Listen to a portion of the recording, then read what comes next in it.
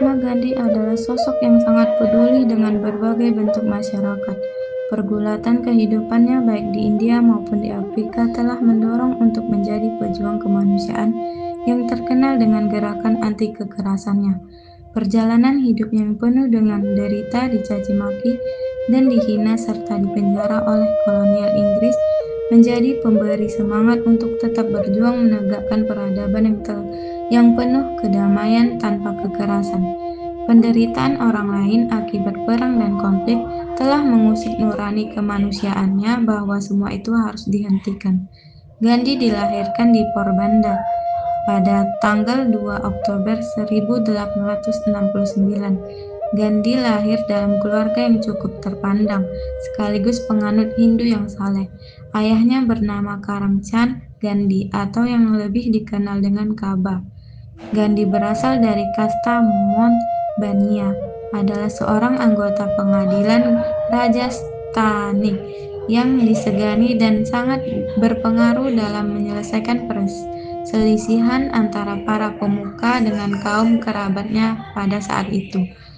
Bahkan pernah menjabat sebagai Perdana Menteri untuk negara bagian kebangsawanan kecil Porbandar.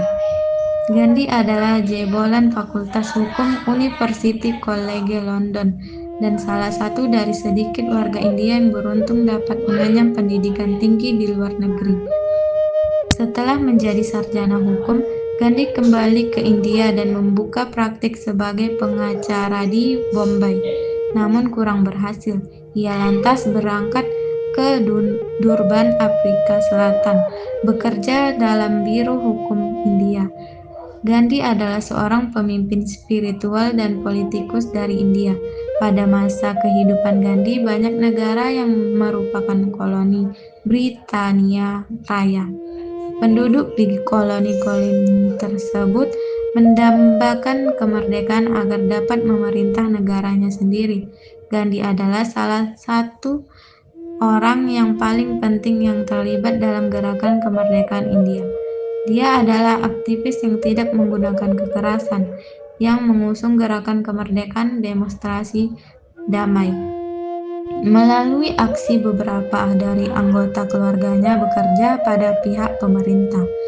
Saat remaja, Gandhi pindah ke Inggris untuk mempelajari hukum. Setelah dia menjadi pengacara, dia pergi ke Afrika Selatan, sebuah koloni Inggris di mana dia mengalami diskriminasi ras yang dinamakan apartheid. Dia kemudian memutuskan untuk menjadi seorang aktivis politik agar dapat mengubah hukum-hukum yang diskriminatif tersebut. Gandhi pun membentuk sebuah gerakan non-kekerasan. Ia mengawali karirnya sebagai seorang pengacara di Afrika Selatan, di mana ia menemukan berbagai persoalan rasial untuk pertama kalinya. Suatu ketika, dalam perjalanan di atas kereta api menuju Pretoria, Gandhi dimintai meninggalkan kursi penumpang kelas 1 yang ditumpanginya meskipun ia telah membayar tiketnya. Kondektur kereta yang berkulit putih itu dengan sinis mengatakan bahwa selain orang kulit putih tidak diperkenankan menempati kursi kelas utama. Tetapi Gandhi menolak dan bersikeras untuk tetap menempati kursi yang telah dibayarnya itu. Karena penolakan ini, sang kondektur menurunkannya di sebuah stasiun kecil. Konon itulah salah satu kejadian yang kemudian membuatnya selalu berjuang untuk keadilan. Dunia telah menjadi saksi bagaimana Gandhi bisa mentautkan dan membumikan ajaran agama yang terkesan sangat spiritualis menjadi konkret dalam keseharian, bahkan realitas dalam kehidupan konteks kenegaraan sekalipun. Ajaran ahimsa yang sering kali dimaknai secara individual dengan cara pengasingan diri dan penarikan diri dari kehidupan sosial, oleh Gandhi diubah menjadi satu semangat dari gerakan politis kemasyarakatan. Ajaran ahimsa kemudian menjadi sangat membumi dan kontekstual dalam realitas kekinian kita. Bahkan kehadiran roda pintar dalam Dalam ranah budaya keseharian masyarakat yang awalnya anarkis menjadi sangat kompleks dengan membacakan strategis politis yang mendalam.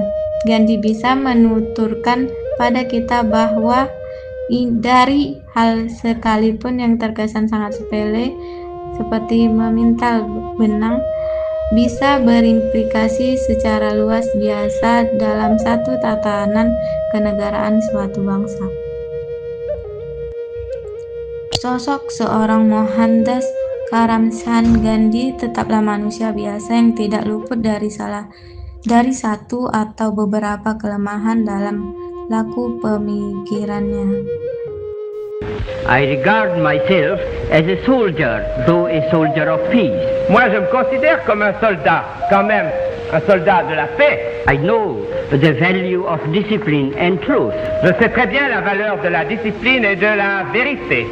I must ask you to believe me when I say that I have never made a statement of this description, that the masses of India, if it became necessary, would resort to violence. En attendant, laissez-moi vous dire que je n'ai jamais dit que les masses de l'Inde, si c'était nécessaire, recourraient à la violence. I regard myself as incapable in my lucid moments of making a statement of this character. It is complete independence. Gib du jetzt deine Stimme ab. Wenn ja, dann tritt für mich ein, so wie ich für dich eingetreten bin. Pertama yang perlu dibicarakan adalah akar kehidupan Adolf Hitler itu sendiri.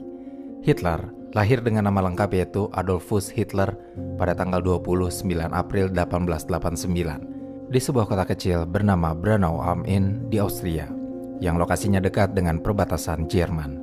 Dia tumbuh dalam keluarga yang sederhana, tinggal di sebuah apartemen kecil di Braunau dan merupakan anak keempat dari 6 bersaudara. Namun ketiga kakaknya meninggal saat Hitler masih bayi.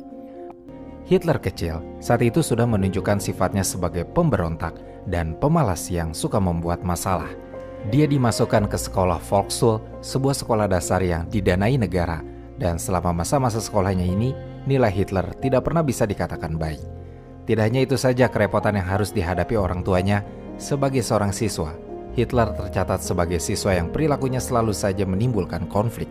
Alois sering dibuat habis kesabarannya karena Hitler selalu menolak untuk mematuhi disiplin ketat yang diterapkan pihak sekolah.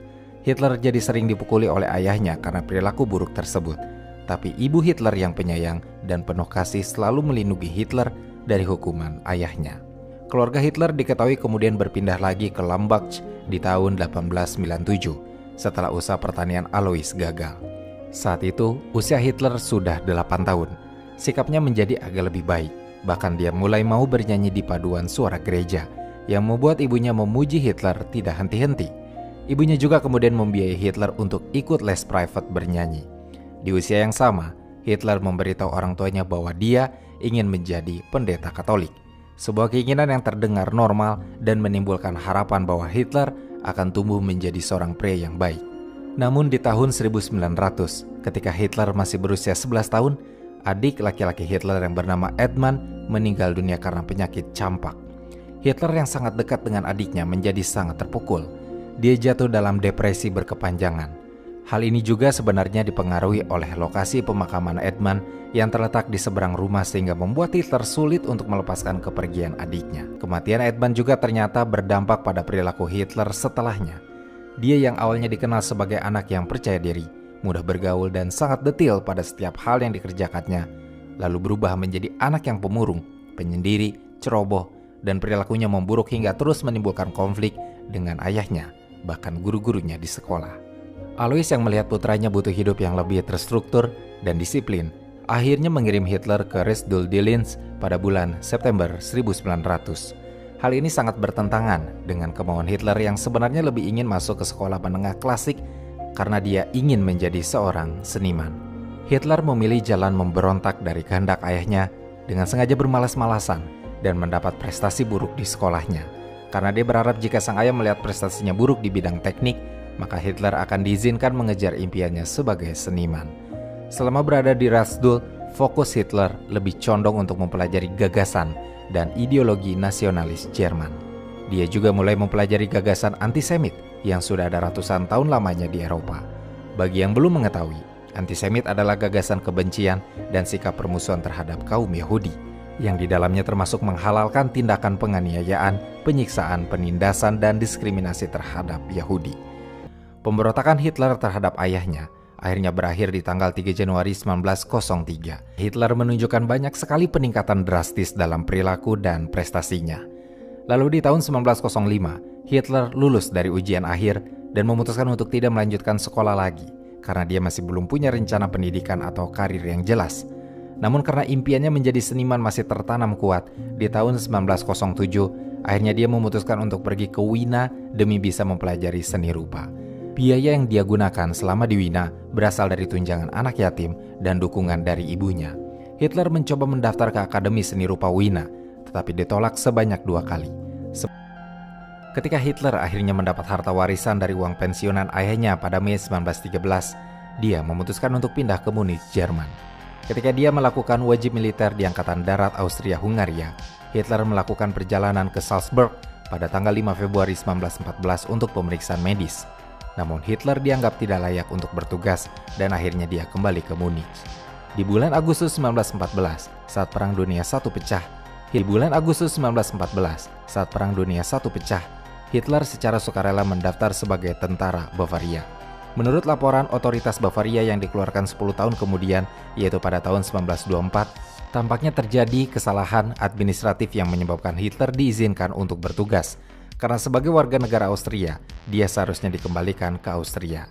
Selama tergabung di dalam Kesatuan Tentara Bavaria, Hitler dikirim ke Resimen Infanteri Cadangan Bavaria 16, di mana Hitler ditugaskan sebagai pelari pengiriman alias pengantar pesan di front barat wilayah Prancis dan Belgia. Dia menghabiskan hampir separuh waktunya di markas resimen di Fornes and Wepes, jauh di belakang garis depan. Lalu pada tahun 1914, Hitler hadir di pertempuran Ypres pertama dan pada tahun tersebut juga dia dianugerahi penghargaan atas keberaniannya dengan menerima Iron Cross atau salib besi kelas 2. Pada pertempuran Somme di bulan Oktober 1916, Hitler terluka di paha kiri karena sebuah amunisi meledak di ruang istirahatnya. Hitler pun menghabiskan hampir 2 bulan untuk pemulihan di rumah sakit yang ada di Belitz dan baru diperbolehkan kembali ke resimennya di tanggal 5 Maret 1917. Dia kembali ditugaskan dalam beberapa pertempuran, seperti pertempuran Arras dan pertempuran Passchendaele. Perannya dalam pertempuran-pertempuran ini membuat Hitler menerima Wondbadge atau lencana luka hitam pada tanggal 18 Mei 1918 dan pada bulan Agustus 1918 atas rekomendasi Letnan Hugo Gatman, atasannya yang seorang Yahudi. Hitler akhirnya menerima Iron Cross kelas 1, sebuah penghargaan yang jarang diberikan kepada prajurit sekelas Hitler. Dia sekarang memiliki peringkat Gefreiter yang memungkinkannya untuk naik pangkat. Tidak lama setelah itu, di tanggal 15 Oktober 1918, Hitler menjadi buta sementara akibat serangan gas mustard dan dirawat di rumah sakit yang ada di wilayah Peshawar. Saat berada di rumah sakit, Hitler mengetahui kekalahan Jerman setelah perjanjian Versailles ditandatangani yang membuat Jerman harus melepaskan beberapa wilayahnya dan kemudian Kaisar Wilhelm II turun tahta. Hitler dengan kesal menyalahkan propaganda Yahudi sebagai alasan mengapa Jerman tidak menang perang. Hitler meyakini bahwa Jerman seharusnya menang jika tidak ditikam dari belakang oleh kelompok-kelompok sosialis, komunis, dan orang Yahudi. Dari sini, Hitler mulai menjadikan orang-orang Yahudi sebagai kambing hitam atas kejadian-kejadian buruk yang menimpa Jerman. Seperti misalnya krisis ekonomi yang membuat rakyat Jerman kesusahan setelah Perang Dunia I. Keyakinan Hitler ini didukung oleh kondisi perekonomian yang saat itu memang dikuasai oleh orang-orang Yahudi. Banyak yang percaya pada teori yang dikembangkan Hitler ini hanya untuk keuntungan politiknya sendiri. Bicara mengenai politik, Hitler tampaknya sudah mengetahui arah hidupnya saat ini dan berupaya menaiki tangga politik. Jadi setelah Perang Dunia I dan sekembalinya dia ke Munich di bulan Juli 1919, Hitler yang sepak terjangnya selama perang banyak dipuji komandannya, akhirnya ditunjuk sebagai Verbindungsmann alias agen intelijen dari unit pengintaian Reichswehr. Dia ditugaskan untuk mempengaruhi tentara lain dan penyusup ke Partai Pekerja Jerman. Bagian terlucunya di masa-masa ini adalah ketika di tanggal 12 September 1919 pada pertemuan Partai Pekerja, ketua partai Anton Drexler yang terkesan dengan kemampuan berpidato yang dimiliki Hitler akhirnya memberi salinan pamfletnya yang berjudul My Political Awakening yang berisikan ide-ide antisemit, anti-kapitalis, anti-Marxis, dan lebih condong ke politik nasionalis Jerman. Setelah Hitler membaca tulisan Anton, dia justru terkesan dengan pemikiran Anton dan memilih bergabung jadi anggota partai. Namun dalam catatan lain, ada yang menyebutkan bahwa alasan Hitler bergabung dengan Partai Pekerja Jerman adalah karena perintah atasannya. Di DIP ini, Hitler bertemu dengan Dietrich Eckart, salah satu pendiri partai dan anggota Okkultisme Thule Society. Dietrich menjadi mentor Hitler, bertukar ide dengannya, bahkan membantunya memperkenalkan diri kepada masyarakat luas Munich. Dalam Hitler adalah orang yang merancang spanduk partai swastika dalam lingkaran putih dengan latar belakang merah. Sejalan dengan keaktifannya sebagai anggota partai, Hitler kemudian diberhentikan dari Angkatan Darat pada 31 Maret 1920 dan mulai bekerja penuh waktu untuk partai. Sebagai pembicara yang hebat, Hitler dengan mudah menarik anggota-anggota baru untuk masuk ke dalam partai. Perannya ini kemudian membuat Hitler naik pangkat dengan cepat dalam kepemimpinan Nazi yang berpusat di Munich. Di bulan Februari 1921, pertama kalinya Hitler diizinkan untuk berbicara di hadapan lebih dari 6.000 orang yang sudah datang ke dalam pertemuan partai. Untuk mempublikasikan pertemuan tersebut, 2 truk penuh pendukung partai berkeliling di Munich sambil mengibarkan bendera swastika dan membagikan selebaran. Hitler segera menjadi terkenal karena pidato polemiknya yang menciptakan kegaduhan karena menyinggung tentang perjanjian Versailles, politisi saingannya, dan khususnya terhadap kaum Marxis dan Yahudi. Di bulan Juni 1921, sempat terjadi pemberontakan di dalam partai Nazi yang ada di Munich. Saat itu Hitler sedang tidak berada di sana karena harus melakukan perjalanan penggalangan dana ke Berlin. Tapi begitu dia kembali, Hitler marah besar dan mengajukan pengunduran dirinya dari partai. Anggota komit partai menyadari kalau Hitler yang sudah menjadi tokoh besar dan orator yang mewakili partai akan mengakhiri keberlangsungan partai jika benar-benar keluar. Mereka pun berbicara dengan Hitler untuk memikirkan kembali keputusannya dan membuat Hitler mengumumkan bahwa dia hanya akan kembali jika dia diberi posisi sebagai ketua partai untuk menggantikan posisi Anton. Komit setuju, meski di bulan-bulan setelahnya masih ada gejolak internal di dalam partai karena beberapa bagian menolak Hitler dan melabelinya sebagai pengkhianat partai. Pada Kongres Partai Khusus di tanggal 29 Juli, Hitler akhirnya diberikan kekuasaan absolut sebagai ketua partai, menggantikan Anton Drexler dengan suara 533 berbanding 1. Pengaruh Hitler selanjutnya meluas. Dia dikenal sebagai penghasut yang pandai memikat orang-orang untuk menyetujui gagasannya seolah seperti terhipnotis. Hitler juga kemudian membentuk program partai Nazi yang dituangkan dalam program 25 poin pada tanggal 24 Februari 1920. Program ini tidak mewakili hanya satu ideologi, tapi merupakan gabungan atau pengembangan gagasan-gagasan lain yang diterima oleh para pendukung nasionalis, seperti ultranasionalis, penentangan terhadap perjanjian Versailles, ketidakpercayaan terhadap kapitalis, serta beberapa gagasan sosialis. Namun, yang paling ditonjolkan oleh Hitler sebagai poin paling penting dari programnya adalah sikap antisemit yang kuat, di mana Hitler menganggap program tersebut sebagai dasar propaganda dan untuk menarik orang masuk ke dalam partainya. Adolf Hitler menerapkan gaya kepemimpinan otoriter totaliter yang sangat ekstrim, di mana kekuasaan dipusatkan sepenuhnya pada dirinya sendiri, dan semua institusi publik diarahkan untuk memuja dan tunduk padanya. Di samping itu, gaya kepemimpinannya juga destruktif, karena ada unsur kebencian sistematik terhadap kelompok-kelompok minoritas, propaganda pasif, dan pengendalian total atas kehidupan rakyat dalam berbagai aspek, baik itu dalam politik, budaya, pendidikan, dan media.